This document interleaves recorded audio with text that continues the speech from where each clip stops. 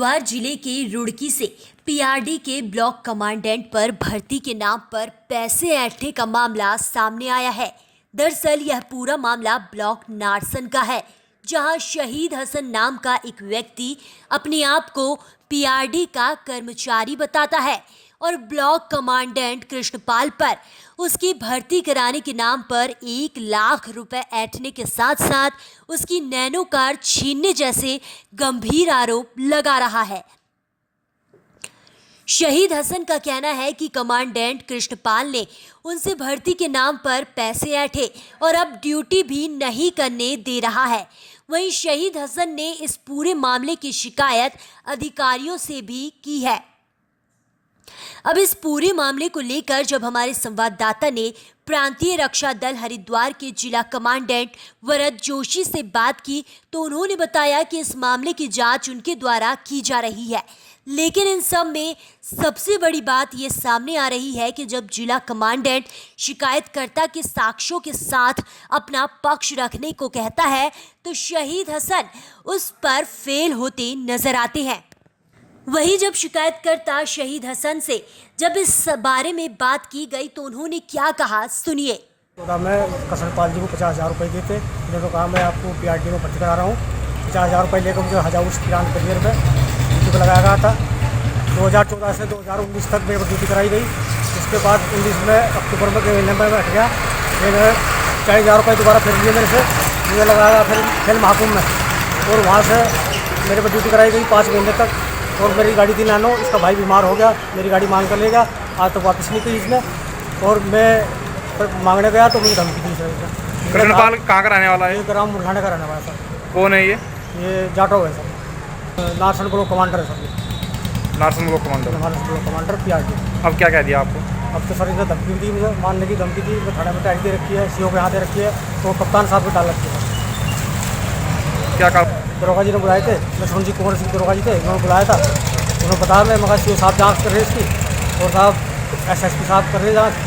तो उन्होंने बुला भाई 4 आदमी बैठो गाँव में जाकर फैसला कर मुझे बता दो। अब तक कोई कार्रवाई नहीं सर। अब इस पूरे मामले को सुनने और समझने के बाद तो बस एक ही सवाल दिमाग में आता है कि जब शहीद हसन की भर्ती हुई ही नहीं तो उसके पास आईडी कार्ड और ज्वाइनिंग लेटर आया कहां से?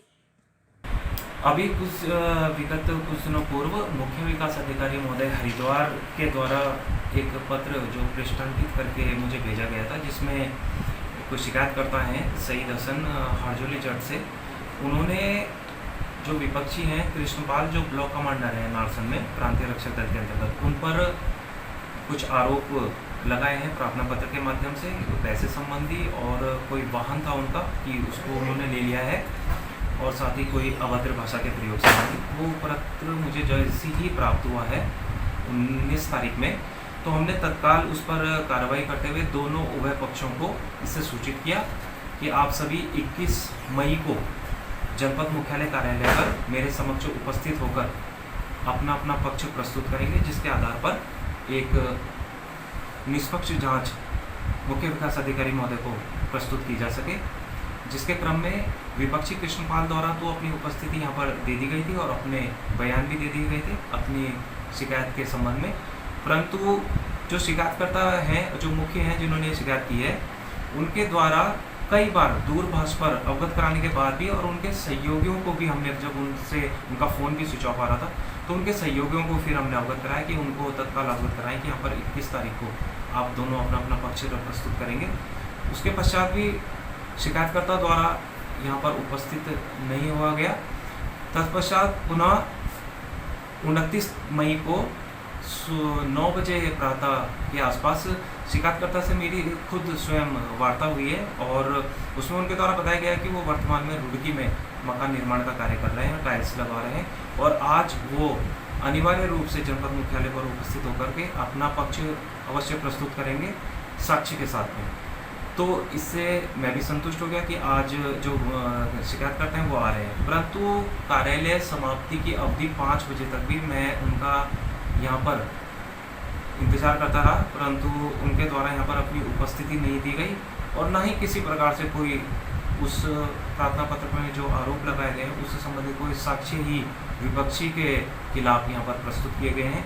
जिससे ये प्रथम दृष्टया मुझे प्रतीत हुआ कि ये सभी मौखिक आरोप हैं जो बिना किसी साक्ष्य के निराधार और असत्य हैं, और इसी से संबंधित मैंने अपनी संपूर्ण एक पृष्ठीय जांच आख्या मुख्य विकास अधिकारी महोदय को प्रेषित कर दी गई। तो जांच में आपके द्वारा क्या पाया गया कि जो शाहिद हसन के द्वारा जो लगाए गए आरोप हैं वो निराधार हैं?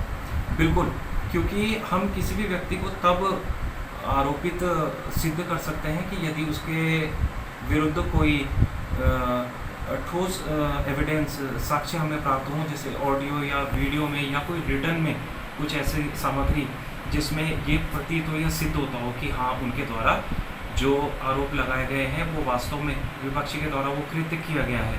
इससे संबंधित कोई भी साक्ष्य आतिथि तक भी शिकायतकर्ता द्वारा यहाँ उपलब्ध नहीं कराए गए हैं, जिससे एक पक्षीय ये कार्रवाई प्रतीत होते हुए मेरे द्वारा वो जांच आख्या उपलब्ध करा दी गई है।